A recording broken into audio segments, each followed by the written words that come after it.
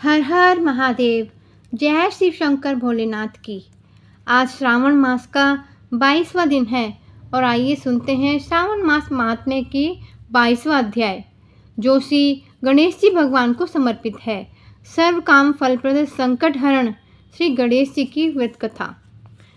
ईश्वर ने कहा, हे मुनि सत्तम, सावन शुक्ल पक्ष की चतुर्थी के दिन सर्व काम फलप्रद संकट हरण देवादेव किस विधि से इस व्रत तथा पूजन करना चाहिए और कब उद्यापन करना चाहिए, यह सब आप मुझे सविस्तार कहें।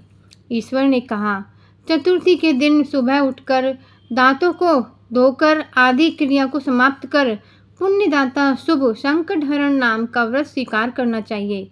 हे देवेश, आज मैं चंद्रोदय तक निराहार रहूँगा, आपकी पूजा कर भोजन करूँगा, मेरे संकटों को आप हटावें।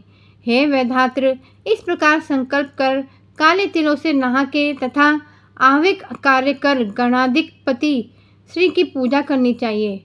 बुद्धिमान 3 मासा, 1.5 मासा या अपनी शक्ति के अनुसार सोने की प्रतिमा बनवाएं। सोने के अभाव में चांदी की या तांबे की मूर्ति बनवानी चाहिए। एकदम दरिद्र हो तो रमणीय मिट्टी की प्रतिमा पहले रमणीय अष्टदल कमल के ऊपर कपड़े के सहित घट की स्थापना के द्वारा स्थापित करनी चाहिए। जल भरकर उस पर पूर्ण पात्र तथा प्रतिमा रखकर सोलह उपचार द्वारा वैदिक मंत्रों से पूजन करना चाहिए। हे विप्र, तिल युक्त श्रेष्ठ 10 लड्डू बनाने चाहिए। उनमें से 5 लड्डू गणपति जी को समर्पित करने चाहिए और भक्ति द्वारा देवता की उस तरह ब्राह्मण की पूजा करनी चाहिए। यथाशक्ति दक्षिणा देकर प्रार्थना करनी चाहिए। हे विप्रश्रेष्ठ, हे देव, आपको नमस्कार है। आपके निमित्त इन 5 लड्डुओं को फल तथा दक्षिणा सहित देता हूँ। हे द्विश्रेष्ठ, आप इसको ग्रहण करें। आपत्ति से मेरा उद्धार करो। जो कुछ मैंने द्रव्यहीन कम या अधिक दिया है, हे विप्ररूप गणेश्वर, वह सब परिपूर्ण हो। सुस्वाद अन्नों द्वारा ब्राह्मण को भोजन कराना चाहिए। चंद्रमा को अर्घ देने के बाद इस तरह विधि से व्रत करना चाहिए तो गणपति जी प्रसन्न होते हैं तथा अभिलाषित पदार्थों को प्रदान करते हैं। आइए सुनते हैं श्रावण मास कृष्ण पक्ष की गणेश चतुर्थी व्रत कथा। ऋषिगण पूछते हैं कि हे स्कंद कुमार, दरिद्रता, शोक, कुष्ठ आदि से विकलांग, शत्रुओं से संतप्त, राज्य से निष्कासित राजा, सदैव दुखी रहने वाले, धनहीन, समस्त उपद्रवों से पीड़ित, विद्याहीन, संतानहीन, घर से निष्कासित लोगों, रोगियों एवं अपने कल्याण की कामना करने वाले लोगों को क्या उपाय करना चाहिए जिससे उनका कल्याण हो और उनके सारे कष्ट का निवारण हो सके। यदि आप कोई ऐसा उपाय जानते हो तो कृपया करके बतलाइए। स्वामी कार्तिकेय जी ने कहा, हे ऋषियों, आपने जो प्रश्न किया है उसके निवारणार्थ मैं आप लोगों से एक शुभदायक व्रत बतलाता हूँ, उसे सुनिए। इस व्रत के करने से पृथ्वी के समस्त प्राणी सभी संकटों से मुक्त हो जाते हैं। यह व्रत राज महापुण्यकारी एवं मानवों को सभी कार्यों में सफलता प्रदान करने वाला है। विशेषतः यदि इस व्रत को महिलाएं करें तो उन्हें संतान एवं सौभाग्य की वृद्धि होती है। इस व्रत को धर्मराज युधिष्ठिर ने किया था। पूर्व काल में राज्यच्युत होकर अपने भाइयों के साथ जब धर्मराज वन में चले गए थे तो उस वनवास काल में ही भगवान श्री कृष्ण ने उनसे यह व्रत कहा था।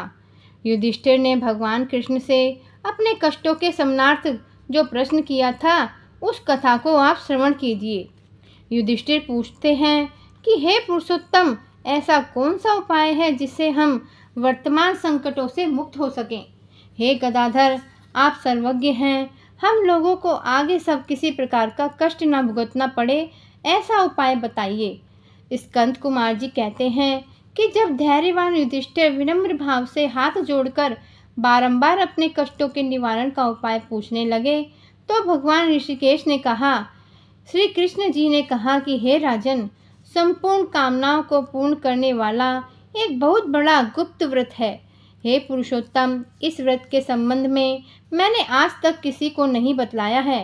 हे राजन, प्राचीन काल में सतयुग की बात है कि पर्वतराज हिमाचल की सुंदर कन्या पार्वती ने शंकर जी को पति रूप में प्राप्त करने के लिए गहन वन में जाकर कठोर तपस्या की, परंतु भगवान शिव प्रसन्न होकर प्रकट नहीं हुए। तब शैलतनया पार्वती जी ने अनादिकाल से विद्यमान गणेश जी का स्मरण किया। गणेश जी को उसी क्षण प्रकट देखकर पार्वती जी ने उनसे पूछा कि मैंने कठोर, दुर्लभ एवं लोहर्षक तपस्या की, किंतु अपने प्रिय भगवान शिव को प्राप्त न कर सकी। वह कष्ट विनाशक दिव्य व्रत जिसे नारद जी ने कहा है और जो आपका ही व्रत है, उस प्राचीन व्रत के तत्व को आप मुझसे कहिए। पार्वती जी की बात सुनकर तत्कालीन सिद्धिदाता गणेश जी उस कष्टनाशक शुभदायक व्रत का प्रेम से वर्णन करने लगे।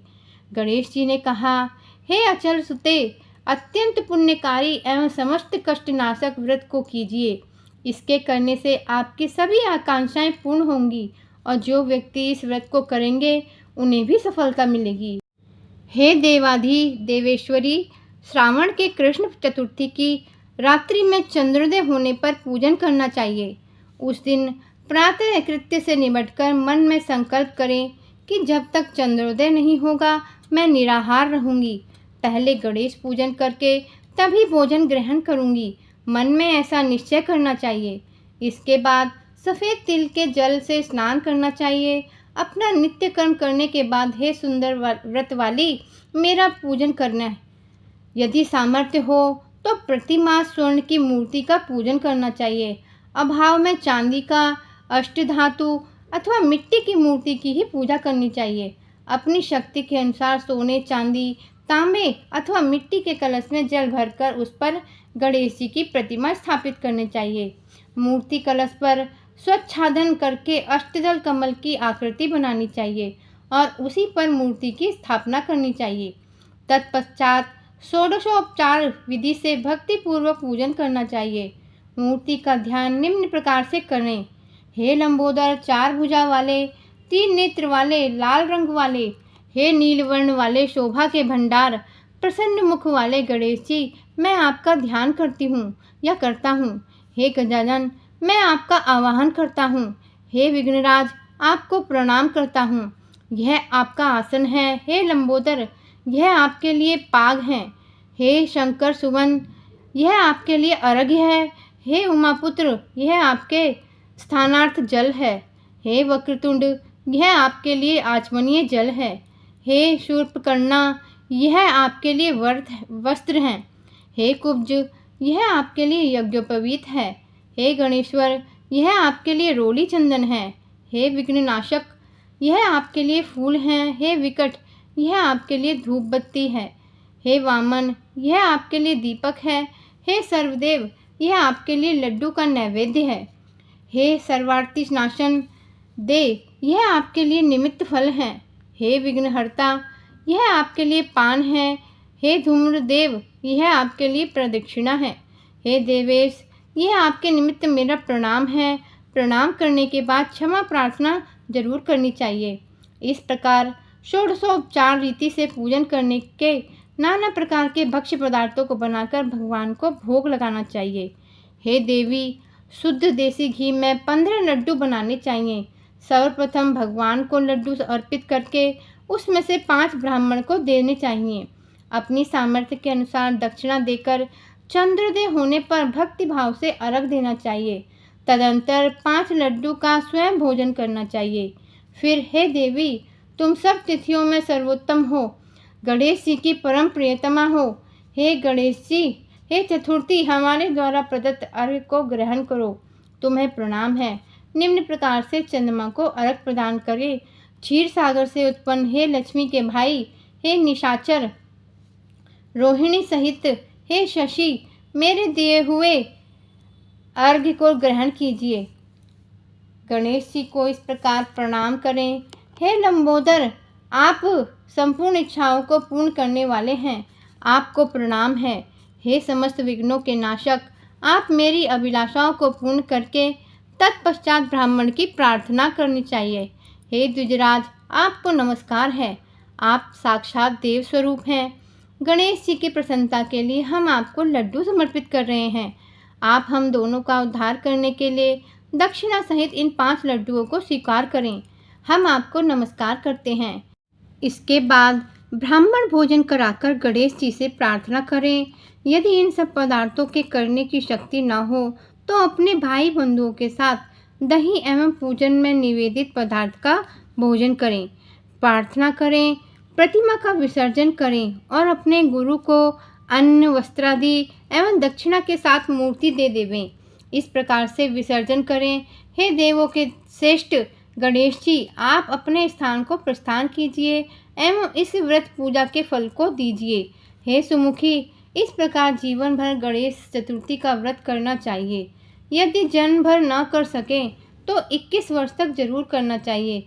यदि इतना करना भी संभव न हो तो 1 वर्ष तक 12 महीने के व्रत को करना चाहिए। यदि इतना भी न कर सके तो वर्ष के 1 मास को अवश्य ही व्रत करना चाहिए और श्रावण चतुर्थी को व्रत का उद्यापन करना चाहिए। जय हो गणपति जी महाराज की जय। हर हर महादेव। जय श्री शंकर भोलेनाथ।